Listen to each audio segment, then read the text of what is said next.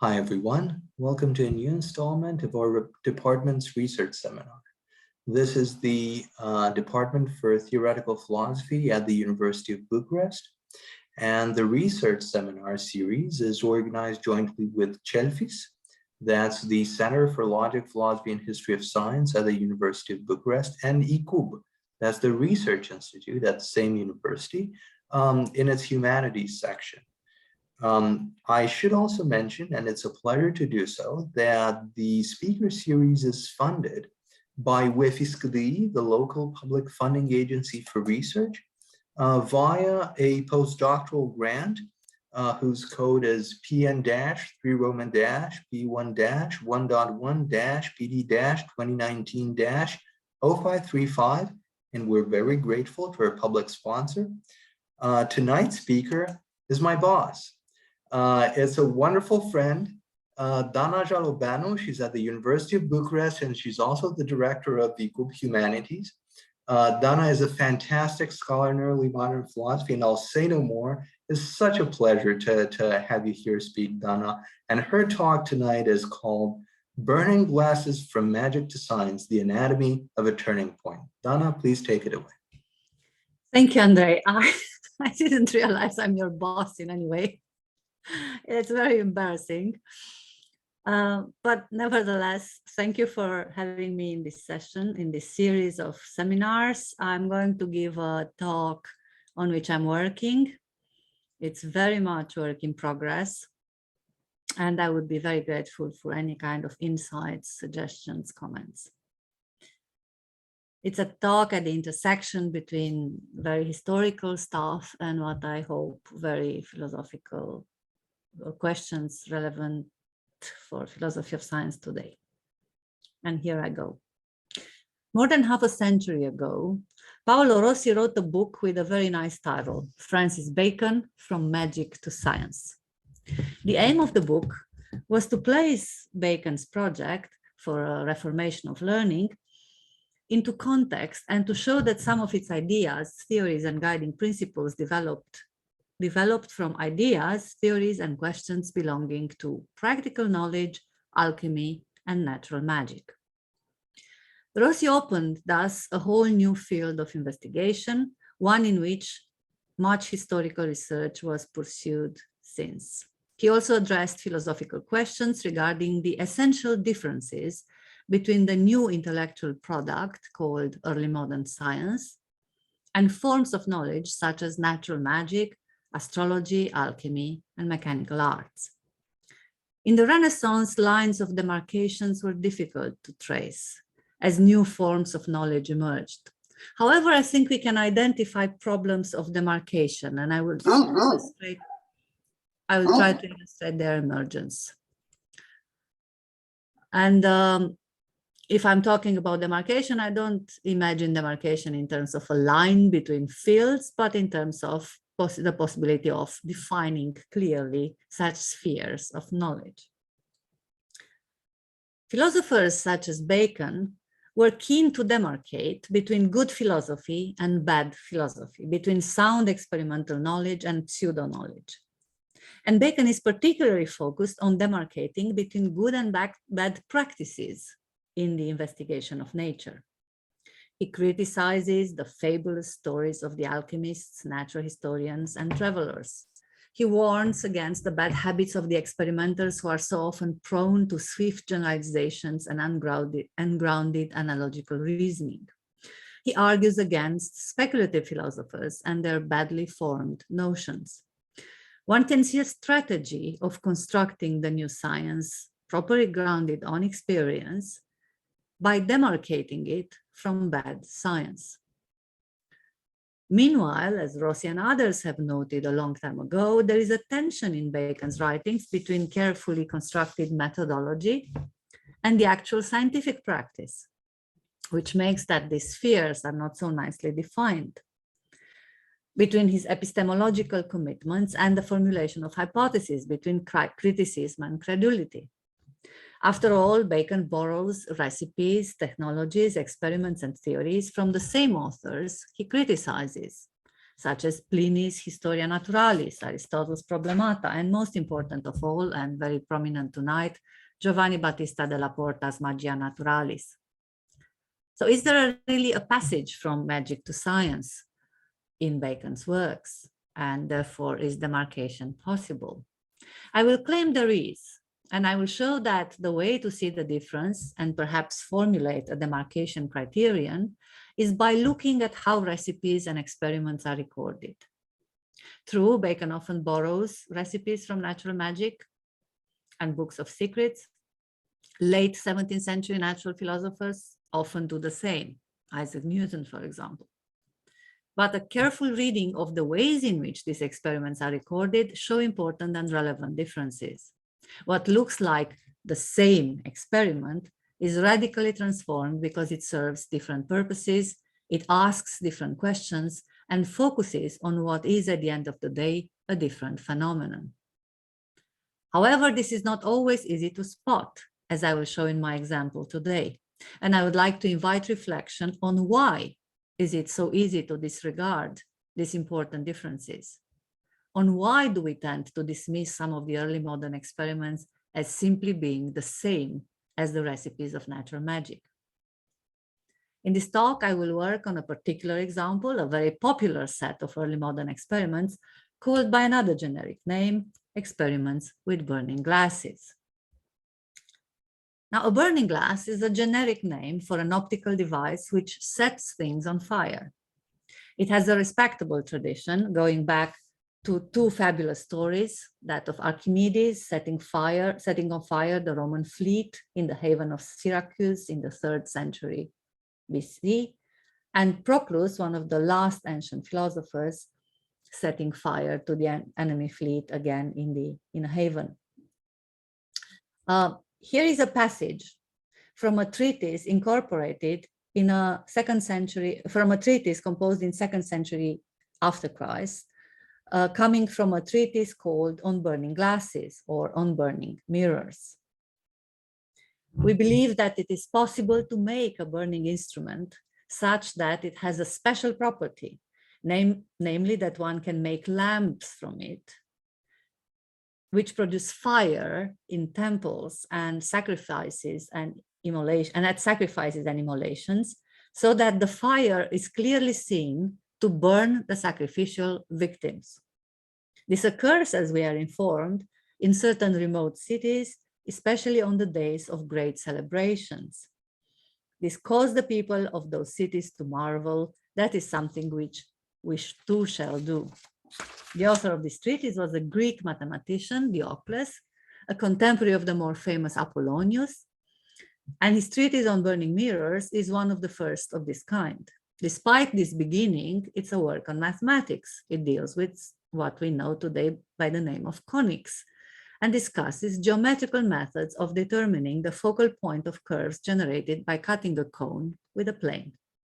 Of less generality than Apollonius' conics, the treatise mostly focused on parabolas, that is, on would-be parabolic mirrors, trying to understand the properties that would allow them to perform feats of magic as those described here. There's nothing in the treatise to discuss the physical construction of the mirror, or even the practical knowledge we need to understand how the mirrors perform such feats. But we learn a lot about the mathematics of such objects, assuming somehow that they exist and work. This assumption took deep roots in the history of thought and in the imagination of the philosophers of each generation. We can see here a medieval treatise published in the Renaissance, and you can see here the burning mirror of Archimedes. This Vitello is the textbook of optics from the 13th century onwards until Kepler, basically. And here are 18th and 19th century burning glasses. The one on the right-hand side is probably the one that Joseph Priestley used in his experiments with phlogiston. And, you know, a simple Google search will provide you with articles that are discussing whether Archimedes could have set the fleet on fire and what kind of mirrors could have he used. Sections on burning mirrors are sometimes incorporated in works of medieval optics, as we saw, although they are not dealing with the same problems as the traditional problems of optics. Optics, or perspectivist optics, as it was called, from Euclid to Kepler, dealt with problems of vision.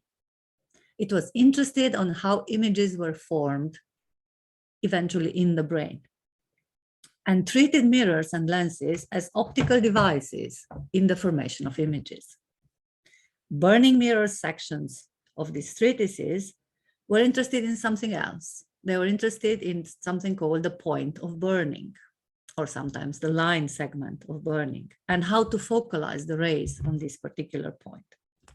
As Roger Bacon writes in the 13th century, beams should be brought and assembled by diverse flexions and reflections in any distance that we will, to burn whatsoever is opposite unto it, as it is witnessed by those mirrors, speculum is the word, that burn before and behind, according as certain authors teach in their books treating of these matters. Roger Bacon himself had a considerable reputation of being able to perform works of magic with optical devices. His letter on the secret works of art and nature had an impressive posterity as a work of Renaissance magic. It was published in Latin, French, and English in the 16th century, and the publication went over in the 17th century. In England, in the 17th century, it appeared under the name of, on the slide, Friars Bacon, his discovery of miracles of art, nature, and magic, faithfully translated out of Dr. Dee's own copy. So associating thus with another name, big name of the English mathematical magic, that of John Dee, the Queen's conjurer, astrologer, mathematician, and alchemist. But okay, where is the other Bacon coming into this picture? Francis Bacon did not do much optical work. His experimental philosophy is built on observations and experiments which mainly deal with aspects of life in plants and animals, physical and chemical transformations that have something to do with the emergence of life, the prolongation of life, the inception of death. He was interested in cosmology and the structure of matter, and there is a long interpretative tradition which claims that he disliked mathematics and that his plan for a reformation of learning was in stark opposition to the mathematical physics of Galileo, for example. And yet, Bacon sometimes refers to optical experiments, and he does this in prominent places of his work, such as the second book of the Novum Organum. In fact, his celebrated example of how induction should work contains about half a dozen recordings of observations, experiments, or recipes for experimental investigations which feature burning glasses. Here is one. Do a careful experiment to see whether the moon's rays can be intercepted and concentrated by a very powerful burning glass of the best quality to even the slightest degree of warmth. But if this degree of warmth turns out to be too subtle and weak to be felt, we should have recourse to those glasses which tell you whether the constitution of the air is hot and cold, using it so that we can see whether the warmth of the moon's rays passing through a burning glass and falling on the top of such a glass depresses the water level. We have two objects here. One is the burning glass. We don't exactly know whether that's a mirror or a lens. We will see that that's as I said, the generic name. So we have the burning glass, which focuses and concentrates the light of the moon.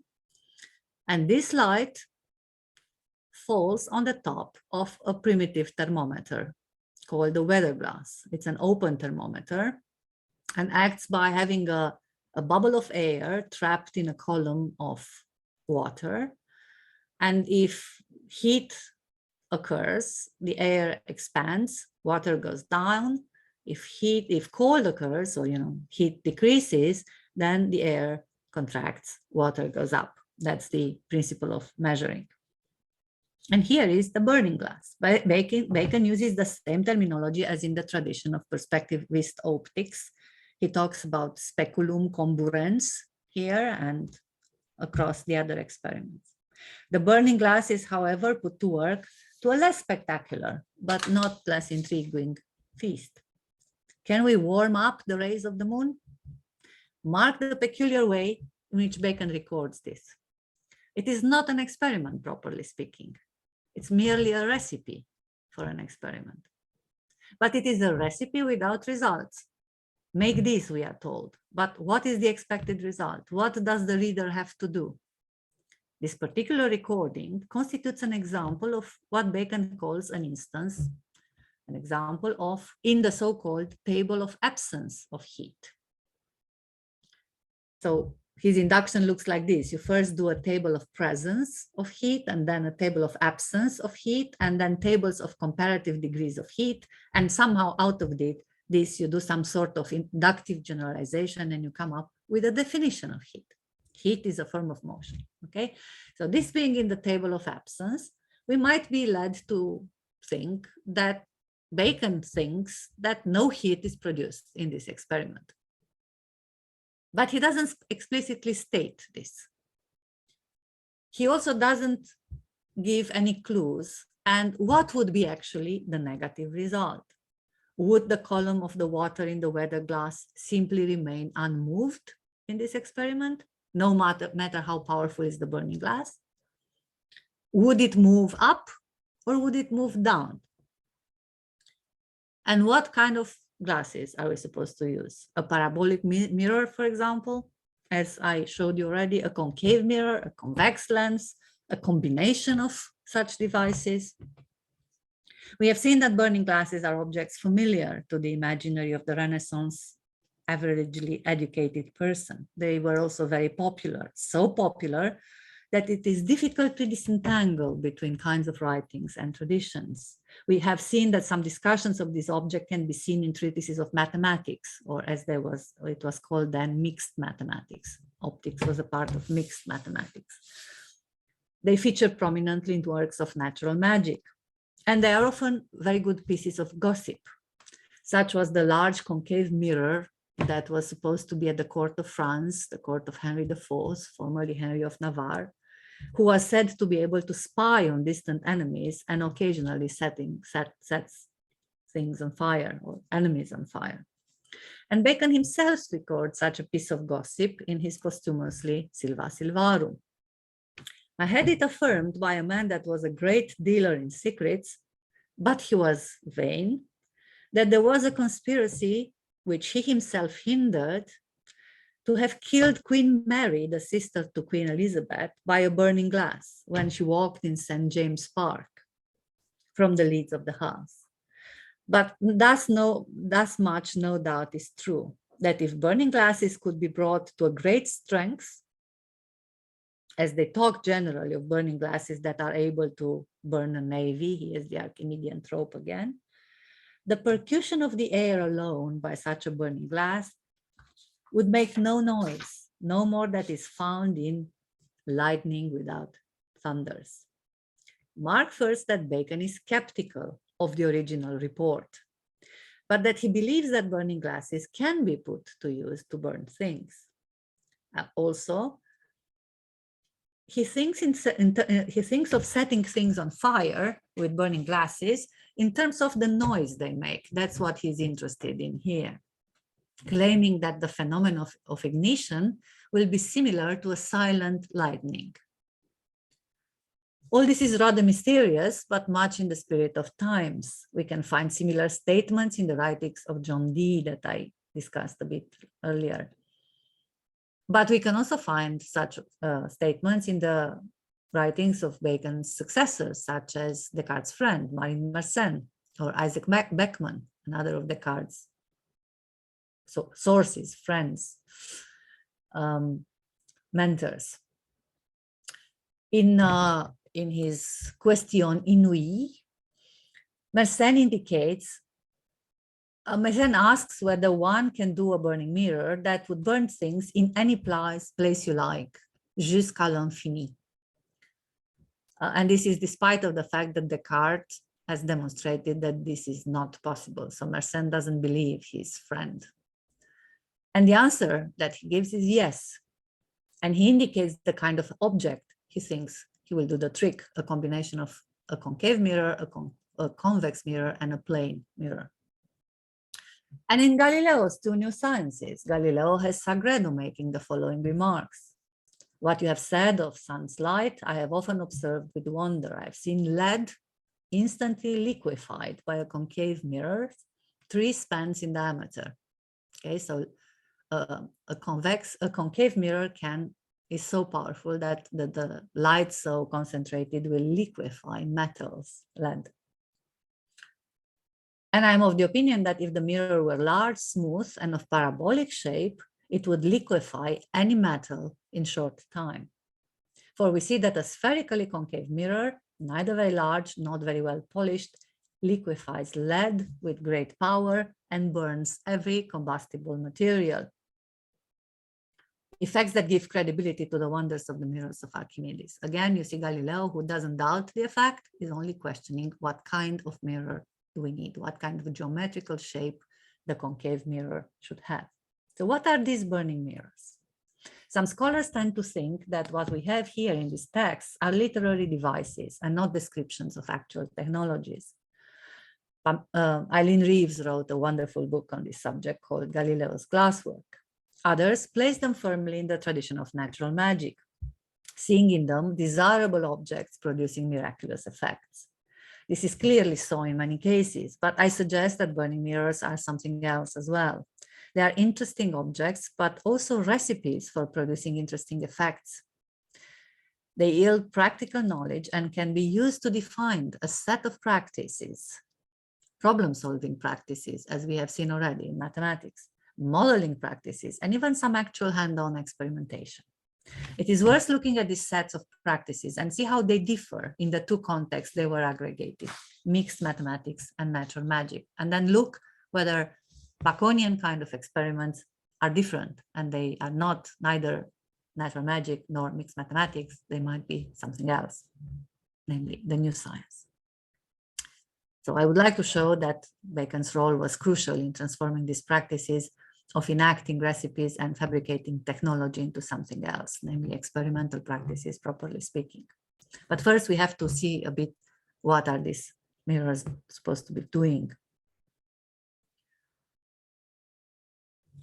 So in 16th century printed treatise of optics, mirrors are much more prominent in the images and in the putting together the treatise than they used to be in the Middle Ages. Clearly, they become a subject of much interest.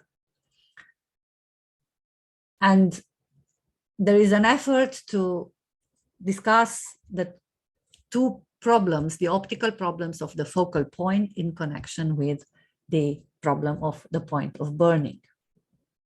And in these discussions, geometry intersects with form of what has been called practical knowledge.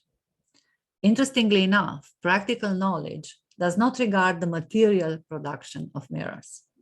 It regards forms of enacting experiments with burning glasses to see where they focus the incoming rays. Okay, mathematics is saying one thing, but if we do the experiment, where can we burn an object? Because obviously there is spherical aberration, the object is not punctual, it won't be in one point only. So what shall we do? Where are the limits of this experiment? The investigator thinks like a mathematician when determining the geometry of the burning glass and the geometry of incoming reflecting and refracted rays. Then the same experimenter has to imagine the experiment, the setting on fire of flammable substances, heating water, melting metals. Okay, these are some examples. And here is a modern reenactment of the experiment in which that paper is set on fire. Now, burning does not happen in a point. Because of the spherical aberration, the focal point of the concave mirror is not a point, but a local line segment. And something similar happens for combinations of glasses and lenses. Therefore, works on the burning mirrors often feature experiments or recipes involving moving the object we want to heat along the axis of burning glass until it reaches the burning point. So you can see here, the idea is that you move that piece of paper, and when you see what you can see now in the image, you have reached the burning point. We can see how this works if we read book 17 of Giovanni Battista della Porta, Magia Naturalis. Della Porta, Magia Naturalis was an extremely popular book. Everyone read it. It constituted one of Francis Bacon's major sources of recipes and experiments, and continued to be used as a source of information in English experimental science until the end of the 17th century. One reason for this long-standing popularity resided precisely in the very interesting way in which Della Porta managed to blend various traditions, that of the books of secrets, with the natural magic and vitalistic metaphysics of Renaissance Neoplatonism, and with the practical approach and practical knowledge of Renaissance mixed mathematics. It also had an engaging approach, and very useful, it had two different editions. The first, reprinted many times, had only 4 books and a lot of magic in it. That's the left-hand side. The second edition, in 20 books, included some of Della Porta's results in fields as different as optics and chemistry, mechanics and gardening. Book 17 of the Magia Naturalis, here are some, this is the English edition, and this is a 17th century Latin edition, which features some feats of magic that Della Porta did in book 17 of the Magia Naturalis, entitled On Burning Glasses. Or more precisely, the title of the book is the 17th book of natural magic, wherein are propounded burning glasses and the wonderful sights to be seen by them. In the beginning of this book, he clearly states a marriage between mathematics and natural magic. Now I am come to mathematical sciences, and this place requires that I show some experiments concerning catoptric glasses. For this shine amongst geometrical instruments, for ingenuity, wonder, and profit, for what could be invented more ingeniously than that certain experiments should follow the imaginary conceits of the mind, and the truth of mathematical demonstrations should be made good by ocular experiments. What could be more wonderful than that by reciprocal strokes of reflection, images should appear outwardly hanging in the air, and yet neither the visible objects nor the glass seen, that they may seem not to be the repercussion of the glasses, but spirits or vain phantasms, to see burning glasses, not to burn alone where the beams unite, but at great distance to cast forth terrible fires and flames that are most profitable in warlike expeditions, as many other things. Now, this is a remarkable passage. In it, Della Porta introduces another epistemic layer on the familiar demonstrations regarding burning glasses, which were so far the experimental and the practical level.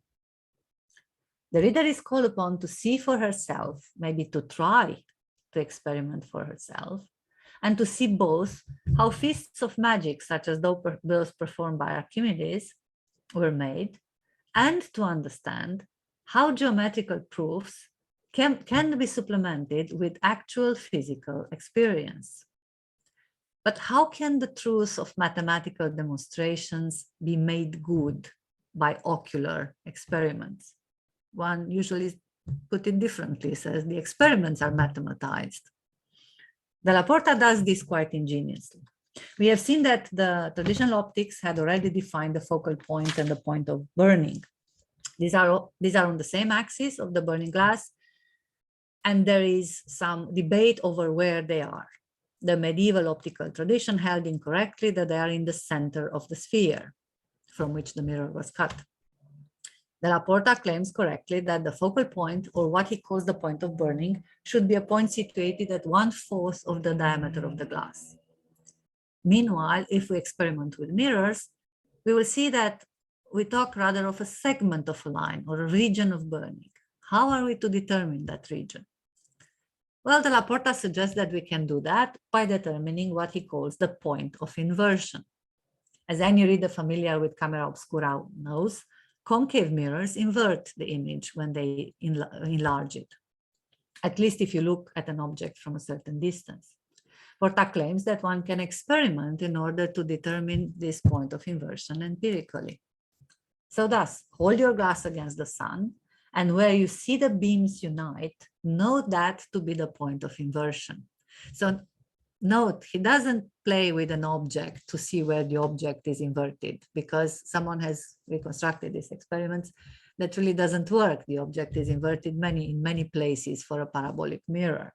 No, he says, look at that experiment through a mist.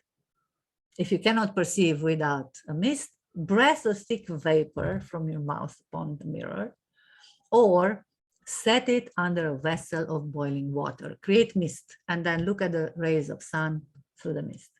Looking through a mist might help you to visualize the convergence of the rays. Additionally, you might see the inverted image of a candle if you put a candle in front of the mirror. Around that region, he claims, is the point of burning. However, Porta seems to waver regarding the geometrical location of the point. In some experiments, he claims the point of burning is in the middle. In other, he claims, correctly, that is at the fourth of the diameter of the sphere. The first determination comes from the tradition of perspectivist optics and can be found in recipes as the one on the slide. And see again that the idea is to look for the pyramid of light and see where the lights are focalized, and then put some combustible there or some metals, and the burning mirror will melt lead or tin and will even make gold or iron red hot. And I have heard by some that gold and silver have been melted by it more slowly in the winter, but sooner in summer, because the air is hotter at noon rather than in the morning. We have here all the ingredients of natural magic. We are promised visible miraculous effects, which occurs if we manipulate a magic object. The apparent familiarity with the concave glass is exploited, but note that there are no details given as to its dimension. The recipe loosely states that we should put our flammable matter in the center. Then seemingly precise details are given regarding the season of the year, time of the day, or the ambient temperature. We can imagine the experiment, but we cannot go anywhere to enact it, and we clearly have to take Porta's word for it. The recipe is then augmented and expanded to include not only heat, but other species of rays as well. Reflect heat, cold, and voice too by a concave glass. I'm not going to read all of it, just the beginning. So if you put a candle, then you see this and that. But if you put snow, third line, if you put snow in that place, if it comes to the eye, because it's sensible, it will presently feel the cold. So again, if I put cold snow in the center of burning, somehow Porta claims I will feel cold in my eye, or I will feel cold. Cold will be augmented. And also sounds will be augmented too. Again, the strategy is that of natural magic. The recipe seems precise, but is in fact full of secret and missing links. It merely states that the concave glass has the power to focus all sorts of rays inside it. Visible rays as well as invisible, sounds as well as heat. As for cold, Porta is working here with the implicit Aristotelian theory of heat and cold, which are opposite qualities or species, which gets multiplied in the same way. We can imagine rays of heat and rays of cold reflected by the mirror in the same way in which we imagine rays of heat and light. This is called the radiative theory. I'm going to come back to it shortly.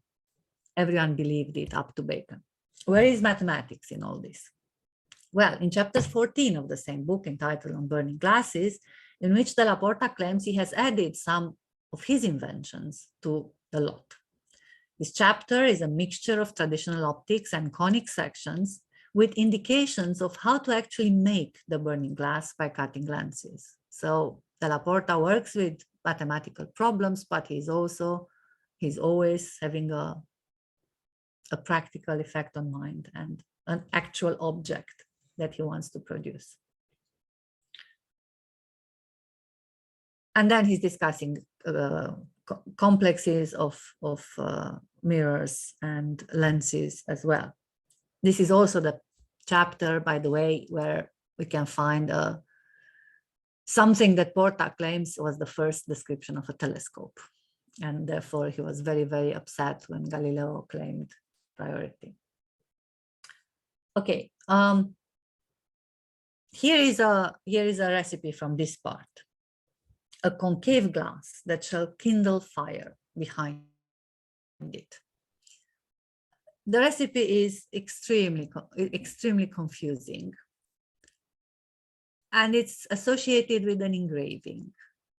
And this engraving shows that you basically, well, the object is not really a parabolic mirror, and it's not really a concave mirror, but something more complex, because the fire is set on the other side of the mirror. And the recipe seems to indicate some geometrical way in which you cut the tip of the mirror off.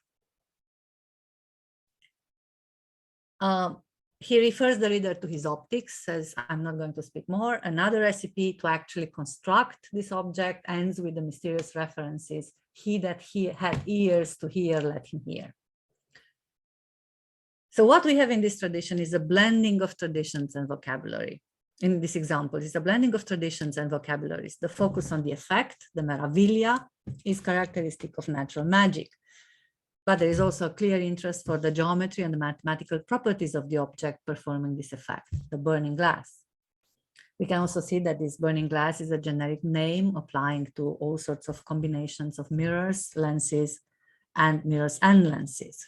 What is new and peculiar to Della Porta is the attempt to add to this mathematical magic elements of practical experimental knowledge and even some smattering of seemingly material knowledge, insofar as he instructs his readers what materials to use to coat the glass, to transform the glass into a mirror, and what techniques of production and grinding are better than others. As scholars have emphasized, these material instructions amount to quasi-impossible things, such as coating with a tin foil a parabolic glass. He gives all the details, but no one has been able to replicate it so far. Meanwhile, there are also more down-to-earth explicit recipes as to how to cast metal-looking glass, from what alloy to make it, and so on. So there's a mixture of potentially possible recipes, useful recipes, with impossible experiments. Again, all looks plausible and convincing, but simple forms of enactment immediately show that this is highly problematic to put Della Porta's recipes into practice. Although some actual mirrors have survived, and I remember experiencing a moment of breakthrough when I saw the following object here, preserved at the Museum of the History of Science in Florence. This is a burning mirror, albeit not a simple one, and it shows us in what ways they hope to set things on fire on the other side of the mirror. Now, let us go back to Bacon's experiment with focusing the rays of the moon. What we can see in Bacon's recording is that the instrument, the burning glass, is taken for granted. You do not construct it. You go to the shop or to your friend, the mathematician, and borrow the best burning glass available. The focus on the effect is gone as well. In fact, you do not know what is the effect. Unlike in the natural magic tradition, the recipe is not given to you in order to achieve a special effect. What you have to do is to observe and see whether any effect is produced at all. Whether the column of water in your weather glass will descend, measuring a dilation of the air and hence increase the heat, or whether it will ascend, measuring a contraction of the air and then an increase of cold. How do we know? And here theory enters into the scene. We have seen already that Della Porta claims that burning glasses focus all sorts of rays. So if the moon emanates light and cold, then cold will be augmented. If the moon emanates light and some sort of heat, then heat will be augmented. If the moon emanates just light, then nothing will happen. The reader of Bacon's Sylva Sylvarum will find that the set of experiments called Experiments in Consort touching the influences of the moon begins with a more explicit paragraph on radiative theory of the power of celestial bodies and what more secret influences they have besides the two manifest influences of heat and light. We shall speak when we handle experiments touching the celestial bodies. This is a missing part of Bacon's corpus. He never got to that. But clearly he thinks that there are all sorts of rays coming from celestial bodies besides heat and light.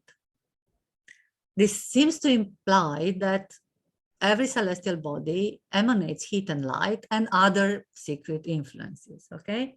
And the tacit premise is that each celestial body emits visible rays, heat, and other secret influences, which, however, can have perceptible effects. As he puts it in another work, De Augmentis Scientiarum, I hold for certain that the celestial bodies have in them certain other influences besides heat and light, sorry for the mistake, which very influences, however, act by those ruled laid down above and not otherwise. The passage comes from Bacon's attempt to reform astrology, namely a science of discovering the effects of these radiations. So what are the secret influences of the moon, heat or cold? Again, some of them are discussed in the Sylva Sylvarum. Bacon records a set of instructions which require the reader to place vessels of hot water at night under the rays of the moon, and then measure how quickly they cool off, to see whether, quote, the moon is magnetic of heat. Like in the experiment from the Novum Organum, those in Sylva are non-conclusive and equally silent about the effect. They are not recipes of natural magic. The reader has to wonder and perhaps try for herself. In the case of focalizing moon rays through a lens, we can even say we have a crucial experiment, since it might decide between two radiative theories. According to Della Porta, if the moon is cold and emanates species of cold, this will be amplified by the burning glass, and the result will be an increase of the column of the water, indicating a cooling effect. According with the other theory, which was, for example, espoused by John Dee, of whom we were speaking before, the moon emanates light and heat, and therefore there will be some heating effect.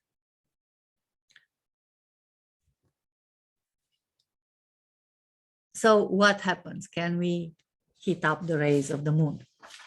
This question has preoccupied many investigators of nature after Bacon in the 17th, 18th, and even 19th century. Robert Boyle and Robert Hooke both performed experiments attempting to focus the rays of the moon and see whether you can increase the heat. And here is how Boyle recorded the experiments. I had several years since the curiosity to try whether there were any truth in that tradition, which is confidently affirmed that the beams of the moon are cold. But that's Della Porta, yeah? Not only Della Porta, one side of the radiative theory. But I thought I were not able to find any such matter, either by the united beams of the moon or by the same beams concentrated by such burning glasses as they had. Yet having some years after furnished myself with a large and extraordinarily good methylene concave, I resolved to try whether those beams were not only devoid of cold, but also somewhat warmish, since they are sunbeams, though reflected from the moon. So first theory seems to be excluded. Now let's test the second theory. And we see that his beams, although reflected from glasses, not shaped for burning, may yet produce not an insensible degree of warmth. But notwithstanding my care to make my trials in clear weather when the moon was about to be full, if I misremember not, and with a weather glass, I could not perceive by any concentration of the lunar beams, no, not upon a black object, that her light did produce any sensible degree either of cold or of heat. But perhaps with other very large glasses, but perhaps others with very large glasses may be more successful in their trials. So mark here the following. Boyle clearly talks about the concave mirror and it reenacts the experiment. And then he distinguishes between the following effects. Reflection can increase the heat of sun's rays, even if the reflector is not a glass shape for burning. The same should happen with the moon rays, which are nothing else but sun's rays reflected from the surface of the moon. And yet this doesn't happen. So maybe it did not happen because the glasses were not large enough or powerful enough.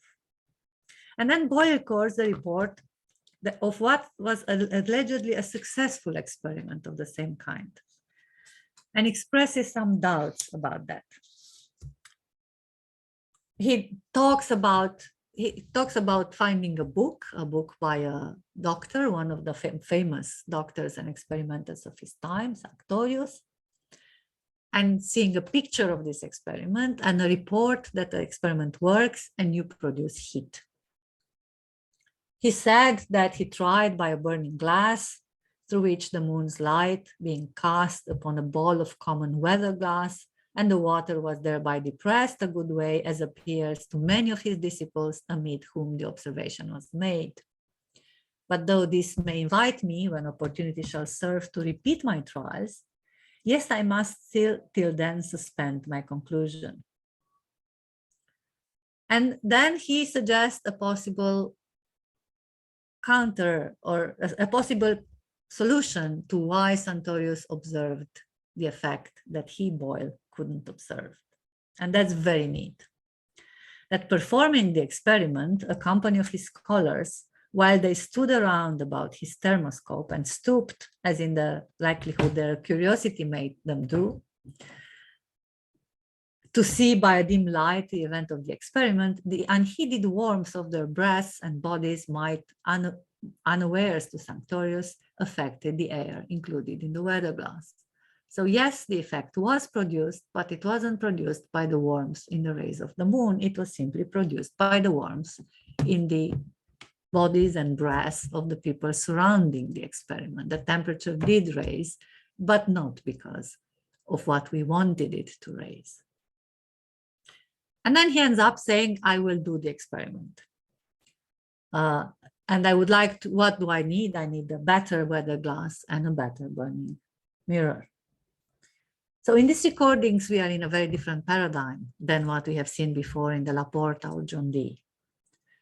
Although Boyle clearly and Bacon as well, although Boyle clearly borrows some things from the traditions, although he clearly believes that the effect is still possible if one would manage to create a good enough burning mirror, the kind of questions he asks are different.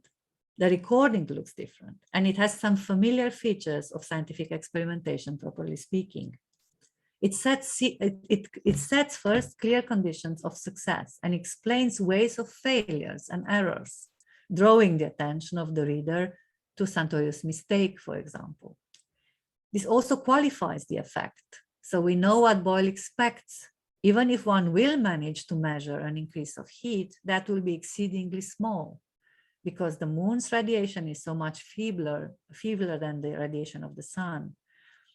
It leaves open the possibility of instrumental progress. Larger mirrors or better thermometers might do the trick. So we are on the other side of the scientific revolution. So what are the differences between experiments of natural magic and experiments of sciences? I suggested in this talk that the way to proceed towards the formulation of a demarcation criterion is by looking at how recipes and experiments are recorded. I have claimed, and I hope I have demonstrated as well, that this is not easy because early modern recipes are not transparent and enactment is often extremely difficult. But I hope we have seen how what looks like the same experiment, namely focusing the rays of the moon through burning glasses, was in fact recorded in very different ways in the three traditions I have discussed, that of geometrical optics, that of natural magic, and that of experimental science. What makes a recording scientific are not the theories in the background, One can still hold the radiative theory and astrological beliefs, but do the experiment differently, do the experiment scientifically. What is scientific is the way to record the experiment with a focus on the procedure, conditions of observation, criteria to distinguish and specify a phenomenon, and instruments to measure the predicted effects, and perhaps to decide between competing explanations. Central to formulating criterion of demarcation is something I would call enactment, something we have done time and again in connection with the burning glass recipes today, together. We have learned to distinguish between imaginative enactment in the Porta and forms like actual reenactment. Early modern scientific practice is not about replication, but about forms of creating enactment of recipes and experiment governed by good and bad practices of scientific investigation. It is in the formulations of these good practices that I see the seeds of scientific revolution. Thank you. Sorry for being long. No, thank you so much, Dana. This has been absolutely terrific. And I'm quite sure that everyone in attendance joins me in using the applause button. We're very much appreciative of your talk. And I have lots of questions of my own. Actually, I might have just a single one, but it's pretty long, so I won't ask it right now. Instead, I'll ask all the members in attendance to please voice their own questions and comments and reactions. And if you'd like to signal something in chat. Oh, and I see Hanoch Ben Yami already has a question. Please go ahead. Thanks very much. Very interesting talk, Dana. Thanks very much. I have several questions. So Andrei, tell me to shut up when I'm talking too much. But I'll start with some technical things. I'm interested to know, glasses stands for both for lenses and for looking glasses, for mirrors. When did it shift? When did the lenses come in? In the drawing from the Porta, it seems to be a lens because it goes through. It can't be a mirror. But is there an explicit discussion of this? That's one question. Also, you discussed whether the focal point is fourth half the radius. I think when it comes to spherical mirrors, it's just an approximation. If I remember correctly, my high school physics even, then you have to have a very small part of the sphere where if you measure the angle in radians, theta and sinus that are roughly equal in order to have this. And in order to have a good focal point, you have to have parabolic mirrors. And I think that Galileo already mentions the parabolic mirror. So there's some progress there. I wouldn't be surprised if already Archimedes knew about the need of a parabolic mirror. Certainly Galileo seems to, but then the Porta and so on seems, and Vitello seem to be unaware of this. So perhaps you can say something about that. I have a few more questions, but I'll stop here, but I'll add an anecdote. So when my children were younger, I used to watch Mythbusters with them. It's an American, it was an American show, and they busted myths. And one of the things they wanted to check is whether Archimedes could really burn ships. So they built a huge mirror and so on, and it didn't work. And then when Obama was elected to president, he invited them to the White House, and he asked them to repeat this experiment. So they repeated it. And I remember one of them standing in the focal point of the huge mirror, and he says, it feels a bit warmer, but no way this can burn anything, and so on. So they ran with the budget that such a popular TV show could gather. They ran this experiment, and probably it was a myth that given their results. Okay, I stop here. Thanks. Thank you, Hanoch. That's precisely the point. lenses and lenses used as burning devices were known, well, back probably from antiquity, but for sure in the La Porta, they are both lenses and in D as well, they are both lenses and mirrors, but they are not distinguished by name. The name is the same. And this name covers, so burning mirror covers every kind of optical devices that can burn things, including combinations of mirrors. Why would they stick with, I mean, why mirrors wouldn't... and lenses, you mean?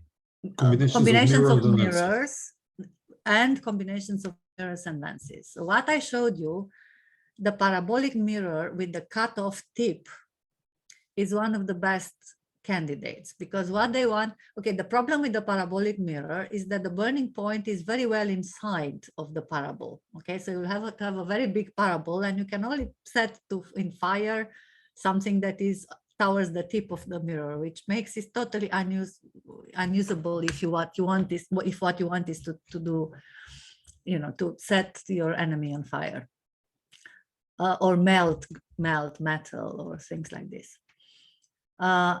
Hence, the obsession was that somehow create a cut parabol, detach the tip, and put either that or another mirror in opposition with this one, and somehow the rays that will go backwards and forwards in this combination will be projected through the hole on the other side. And I think that that's what those images from Vitello in 16th century shows, because they all show some sort of broken mirror. It's a mirror, but the rays are focused on the other side. And everyone wants to focus rays at larger distances. They're not interested in the focal point and the burning point inside of the mirror. They want to see whether on some sort of axis of the mirror, by a combination of mirrors or lenses, you can kind of move the effect on the other side of the mirror. So to continue this, so one thing I didn't understand, now I do understand, is that this contraption which you had from, which you showed us from the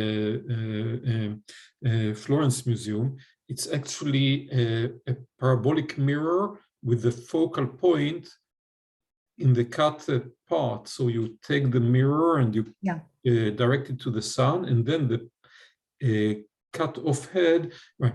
Yeah, so this, I mean, I would be surprised if they knew about lenses sufficiently well in antiquity, because they did not know Snell's law, and I don't remember a discussion of lenses proper in that literature. Perhaps I don't remember something. There are also, these are all debated questions, you know, whether they have rock crystal lenses or whether they didn't have, they clearly didn't know how they function.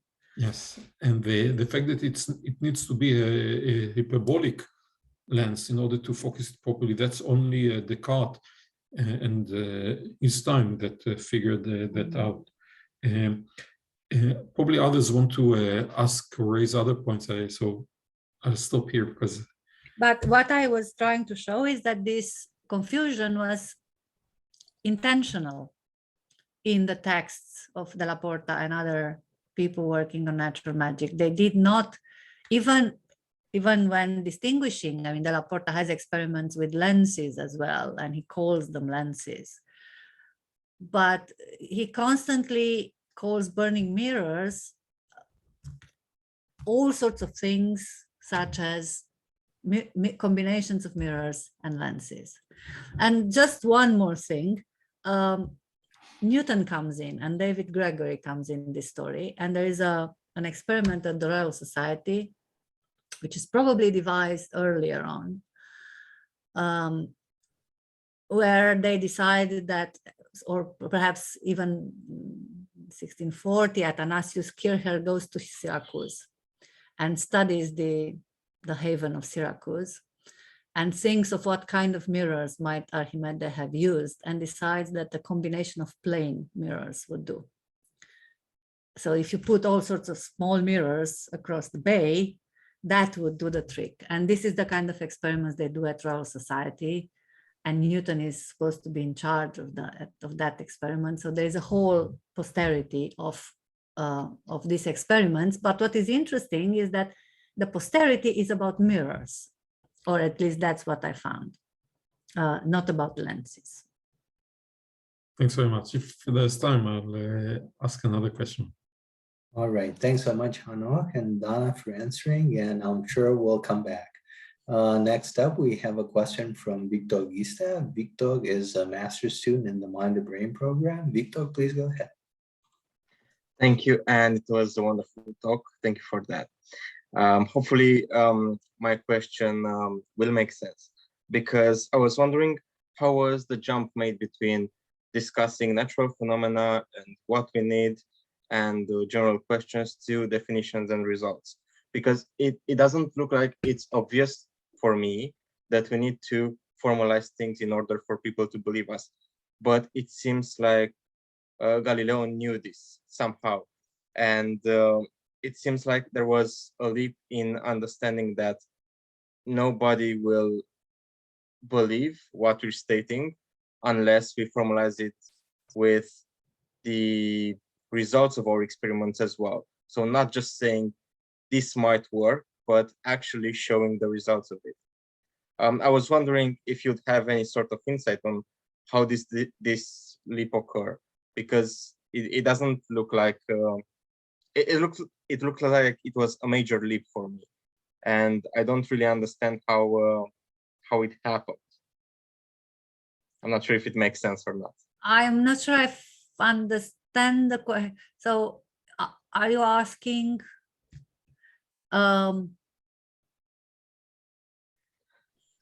So in terms of, let's say, even writing a treaty or a book, it seems to me like initially they weren't very structured in the writing. They were stating this is a natural phenomena. We know this because we know it, and it's like saying this was revealed to me in a dream, right? So this is the proof of my theorem. But then some time passed, and we got to actual definitions and results and showing what an experiment actually resulted in order for people to believe us. And I was wondering. Okay. I understand now. Well, actually, it was the other way around. They didn't show that it works. Everyone assumed that it did. And everyone assumed that it did because of these traditional stories of mirrors. And in the mixed mathematics tradition, all the treatises on burning mirrors from antiquity, there are plenty of them. And then there is the Arabic tradition that preserves these treatises and pass them forward. And then there is the medieval, Roger Bacon and others. They all assume that the effect is there. And the only problem is, what is the geometry of the objects? Which mirrors or which burning glasses are better, the concave spherical one or the parabolic one? They all agree that all these are doing the trick, but the question is which one can do the trick at a distance? And can we do it at a different place than the burning point? So everyone assumed that this is working. When Della Porta was recording experiments, he was not recording experiments to show that the effect exists. Mm-hmm. He was recording experiments to show that you can manipulate this effect, that everyone knows it exists, to do fantastic things. You know, everyone knows that you can melt lead with the burning mirror. Well, let me show you that you can melt gold, which means everyone knew a much higher temperature. Or, you know, everyone knows that if you put some flammable or a piece of paper in the focal point, and then you focalize the sun's rays, the piece of paper will burn. But let me show you that I can burn a piece of paper in the other room or something like this. So that was the natural magic pretension, that they can manipulate an effect that no one questioned, although it was very questionable. It can be manipulated to obtain some wonderful things. And my point was that we can see science kind of coming in Francis Bacon's recordings, when all the focus on the marvel of the effect disappears, and equally the focus on the geometry of the object disappears. And then what you have is a very simple correlation. Here is the light of the moon. Here is how you focus it, no matter what kind of mirror, you just take the object and use it. And here is the instrument of measure. See whether anything happens. Okay, in this see whether anything happens, you're not assuming anything anymore. But up to that, you assume that there are effects and you can manipulate them. And if you're a better magician, you can manipulate them better. And if you're a better mathematician, you can come up with more precise ways of cutting these mirrors. And those assumptions, I'm sorry, those assumptions came from a desire to deceive or a desire to find, let's say, the truth? Because that was basically what was my question. Well, that's a very complex issue and very difficult to answer, because there is clearly in the writings of such as Della Porta, there are clearly both a desire to learn the truth and a desire to create wonder for the purpose of enrolling the others into your enterprise, or, paying for your searches for truth. Science has to be spectacular because it's costly and it needs money. Meanwhile, of course, we want to pursue truth. So we are in this double position that you can also find in Francis Bacon. I mean, Francis Bacon has a lot of fantastic rhetoric to explain how wonderful science is, in order for bringing funds, people, researchers, whatever. When meanwhile, there is a clear pursuit for truth. And in natural magic, it's much more obvious. I mean, there is more of a show. So what you see, what I try to show in Della Porta, and what you see all over in Della Porta, there is this desire for experiments to be showy, it was called the Baroque science, okay, science for show. Yes, thank you. All right, thanks so much, Victor and Dana, for answering. Next up, we have a question from Steph. Steph is also a master's student in the same program at the same department where Dana is teaching at the Faculty of Philosophy at the University of Bucharest. Steph, please go ahead. So we're a big family here. It was very nice to listen to your presentation, because I'm fascinated with magic, also with science, and I never thought they are very different. But you pointed very well on the side that was different and was perceived different, and ended with the magic and started with the science. And if I understood it very well, it is the invention of methodology. So we know today that if we want to have a science, we have an object to study, we have a methodology, and this have to be a scientific one. And also we have to have some semantic engines to work on it. So it was very well put how they made the transition from the magic to the science based on the methodology. But my question is, having in mind that for centuries, they have seen this phenomena and they think and they imagine the effects on this phenomena. They imagine the effects of these phenomena, not prove them, they just imagine them. Do you think that with the methodological shift came also an intellectual shift, a shift in thinking, a shift in the mind of the scientific people or magical scientific people? So it was a transition from the magical thinking to intellectual thinking to scientific thinking? Well, my point was that this is not the case.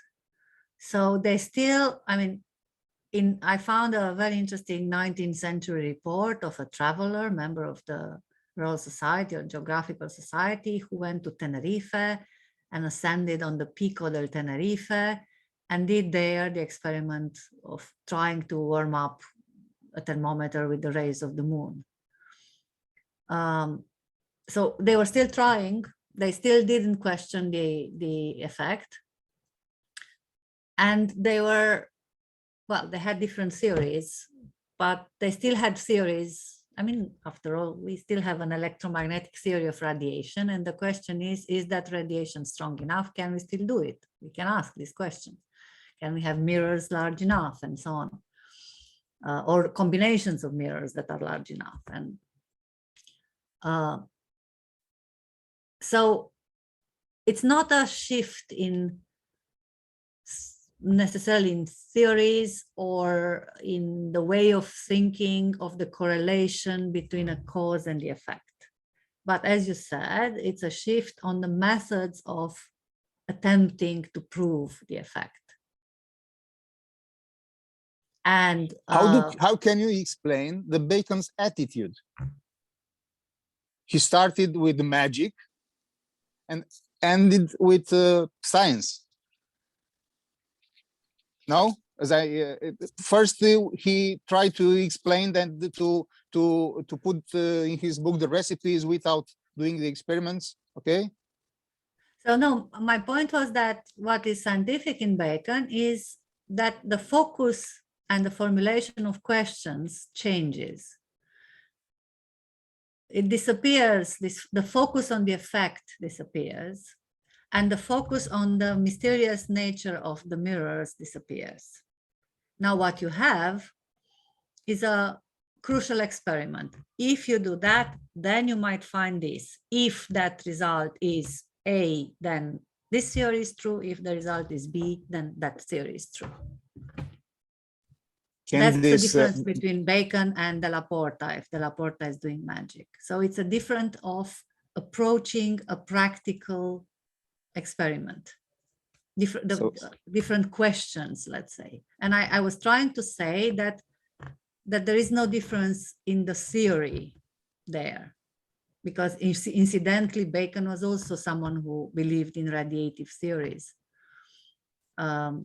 And he also believed with John Dee that if stars have secret powers, maybe we can do some sort of practical astrology by focusing different powers on different people or on different regions of land with these mirrors and so on. Yes, so. I totally agree with you. But what I'm asking myself and you also is, where came this shift from? Why? Someone changed his mind and tried to do the things otherwise. Why the magicians felt the need to become scientific people? Why? It was like an ending of the childhood. Magic disappeared. Christmas disappeared. And we invented science. Why did we do that? Thanks so much, Steph. And Dana, if you'd you. like to provide a quick rejoinder. Well, I don't know. That's an open question of, I mean, why questions are complicated when we deal with history. Yeah, and thanks so much. Now we have both Hanoch and Steph eager to ask more questions, which is fantastic. So we'll come back to Steph in a second. Thanks so much for that question. And Hanoch, please go ahead. Thanks very much. I'll first say something small. Well, two small things. One, in Silvarum, the passage you showed us, Bacon doesn't say that mirrors can burn. He says if they can burn. There's an element of skepticism to the end, just to give him his a kind of credit as a critical thinker. Another thing from Della Porta, you've shown the passage in which you put snow somewhere and then you feel the cold if you put the same place. this should be an elliptical mirror. If you have an elliptical mirror and you stand in one focus and you put the other thing at the other focus, then or whisper the other focal point, then it works. And it's interesting that you feel the cold if you put something cold there, not because it emanates cold rays, but because it absorbs more. So it's kind of a bit complicated. But I don't know whether the reporter says you do actually feel the cold, you know. Yes. that? Yes, if you put something really cold there, you feel the cold. Okay, Yeah. I have to enact some experiments myself. Yeah, I think that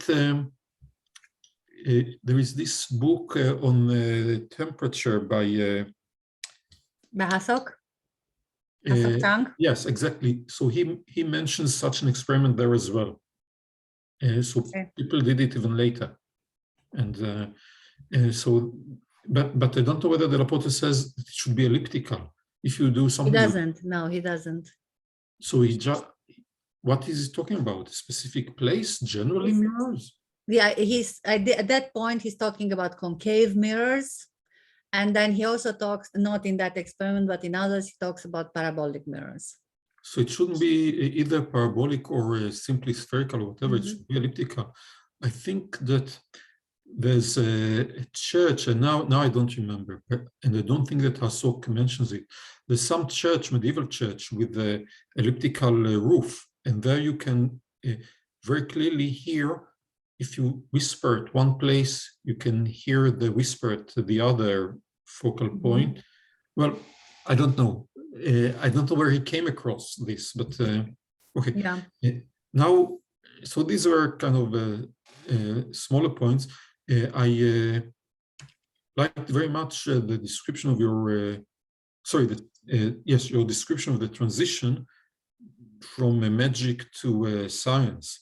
Going back to Steph's point, probably it happened gradually. Several people were acting at the same time, not only Bacon, but Galileo in Italy, and they knew about each other, and perhaps also there was some input coming from earlier technical, so a major difference between the 16th century and antiquity is that they were not contemptuous of people who worked with technology, mechanical things, in mines, with pumps and so on. So perhaps some of the critical exchanges that were responsible for the construction of functioning artifacts were there. And this is just a kind of off-the-cuff response to Steph, but it relates to another thing I wanted to ask. I think in the passages you showed us from, certainly from Boyle, you can see that they are alert to criticisms and assessment that can come from others working on the same questions. So there's the sense of a critical community might also be a contribution to this set of mind, describing exactly how to run the experiment and not deciding in advance what the results must be. And indeed, we have the societies forming just around that time, a bit later in the 17th century. But, right, okay, I stop here. I just wanted to say that the if is very important, but the if and whether if, it's not a critical doubt. It's not that Bacon or Boyle are doubting the effect. It's a methodological element. So what they are doing, what they are doing is to somehow say, well, let's examine the effect. What do we know in order to examine the effect? What do we need in order to examine the effect? How do we establish correlations?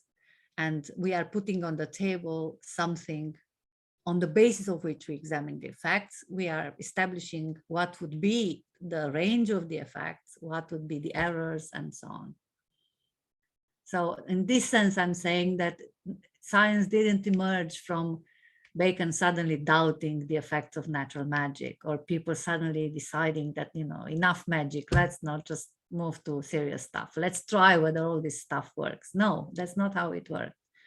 I didn't mean it like that, by the way. I just wanted Yeah. to say that you... So the criticism was, again, a methodological criticism. Bacon was obsessed with the fact that all these people who claimed to do experiments didn't do experiments the proper way. And he has all sorts of fantastic criticism of experimental biases, which are still valid today. And you know, one can go through Bacon's theory of idols and recognize problems that we still have in formulating our hypotheses. So what he wanted to do was to put some order into our experimental activities, and all this recording in a particular way and enacting in a particular way was part of that larger picture. All right, thank you so much, Hanok and Dana, for answering. If I may, I would just abuse my privilege as a chair and ask a very quick question of my own. You said it's a long question.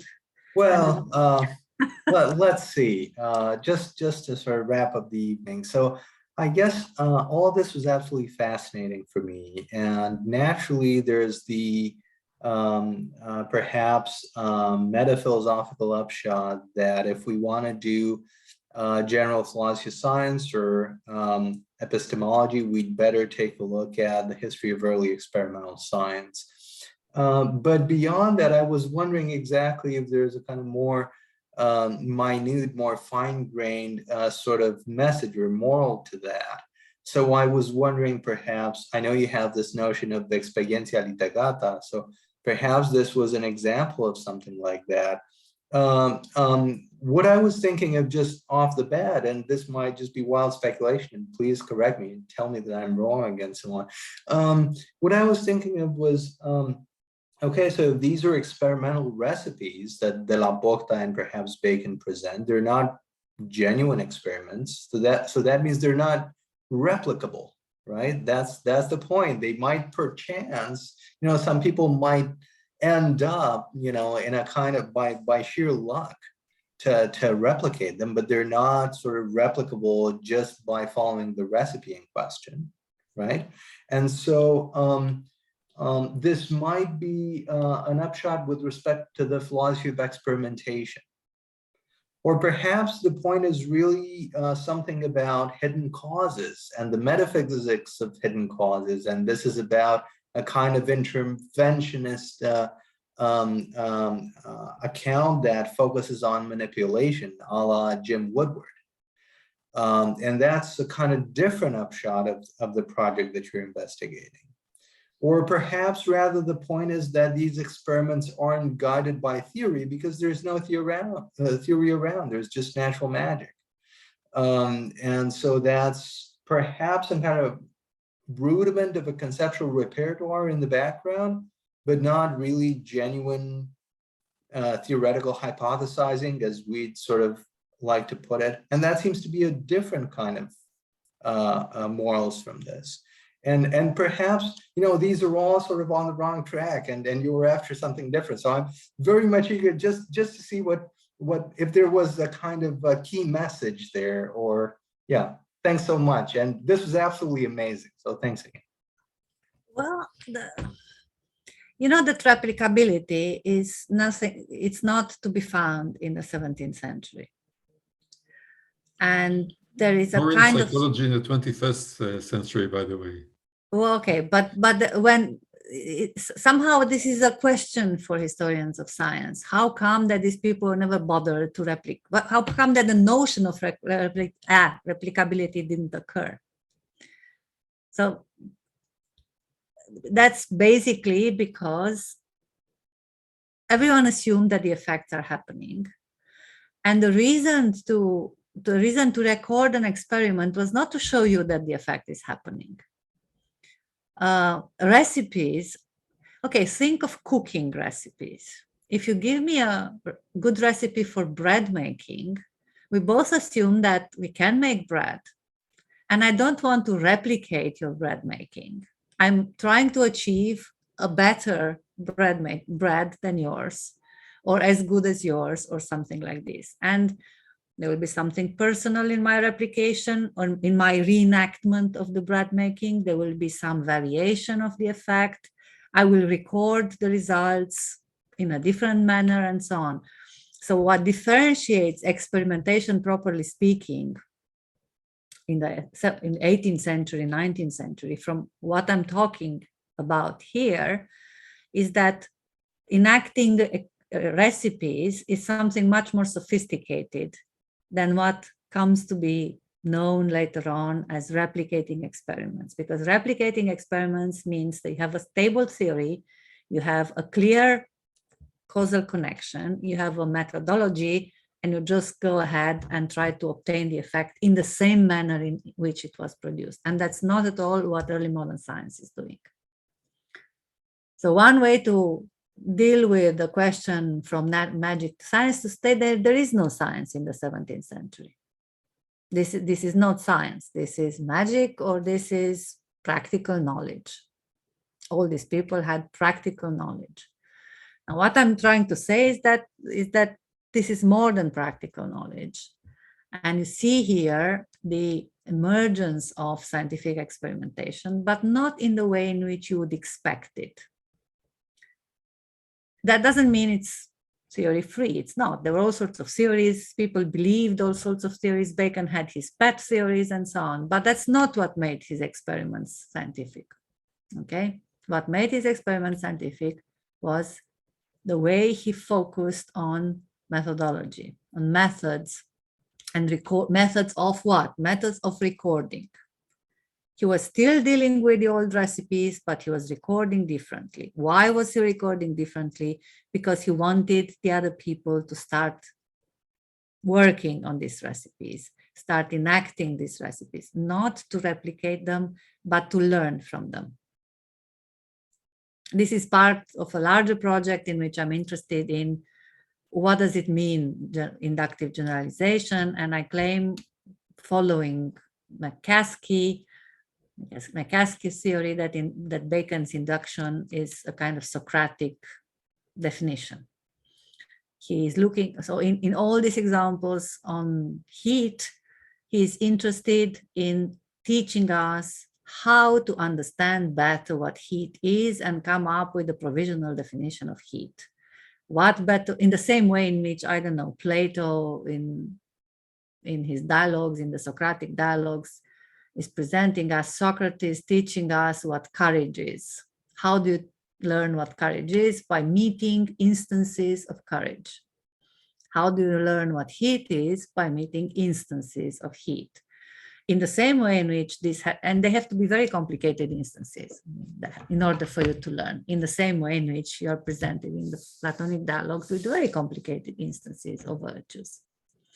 Okay, so that's what Bacon is doing. That's he's playing with recipes and inventing new methods of recording, because the major program is not that of theory formation and replication, but is that of concept formation. And he's interested. Now, his theory about our idols and so on is our concepts are badly formed. Let's see how concepts can be well formed. They can be well formed through this kind of manipulating processes of matter, manipulating phenomena that we believe we know, manipulating effects that the whole tradition of natural magic takes for granted, in order to understand how to look at them and how to define and cut, as he said, cut nature at its joints, where to cut nature at its joints. So that sounds absolutely amazing, but just a very quick follow-up to that. So if the project is one in concept formation, then wouldn't a description of actual experiments be more useful in point of recording the data that these experiments deliver than just producing some recipe? So if that's the goal, right, wouldn't there be some kind of more effective means to that? But you don't have, I mean, we are very far away from actual experimentation. In order to have actual, what do you mean by actual experimentation? That means you have to know what you're looking for, what you're do you know what the radiation of the moon is? You don't. But can you measure something? Yes, you can. Okay, you start from a very different point. You are obliged to measure and experiment and deal with things you don't actually know what they are. So in a sense, the concept that's supposed to be formed is that of the phenomenon under investigation? Well, the concept is that of forms playing in the phenomenon under investigation, or processes playing in the phenomenon under investigation. Okay, that's absolutely amazing. So thank you so much.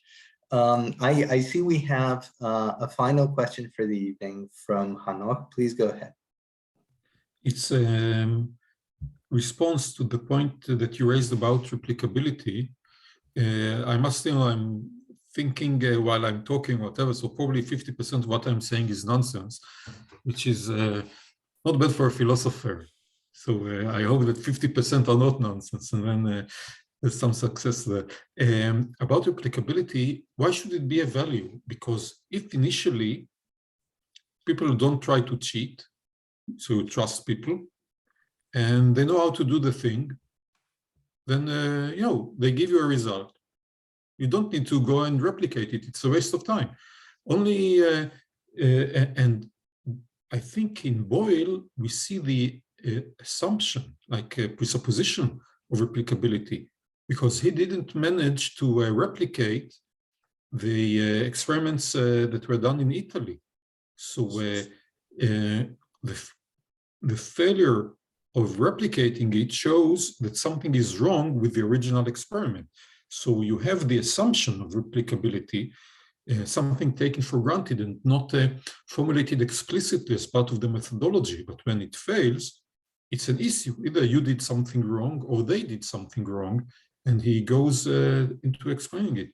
So only, I guess that only when experiments became more involved and there were more possibilities of going wrong, replicability became emphasized as an explicit value.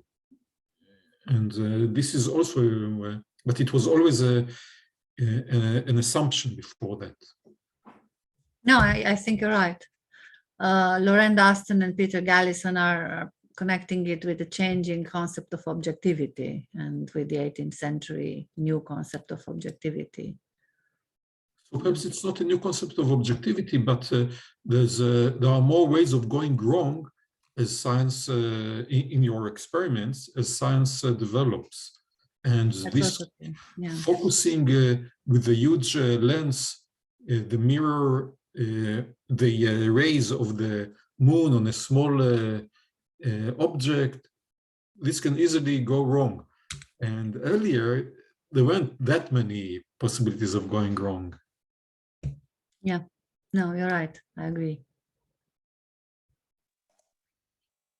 All right. Well, thank you so much. This has been absolutely amazing. Dana, a wonderful talk, thought-provoking, taking us back to the history, to the start of the scientific revolution, and telling us we need to learn so much more, and we need to go back to the library, and we need to rehearse these experiments and seeing how they can be varied, how we can— Only the library would be open, huh?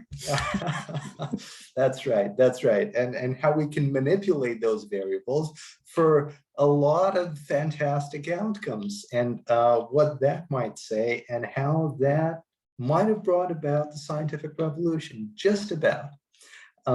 Wonderful talk, wonderful questions. We're very grateful. Please join me once again in thanking Professor Dana Jalobeanu. Thank you very much. Thanks again, and I wish you all a wonderful night. Thank you very much. Have a nice evening.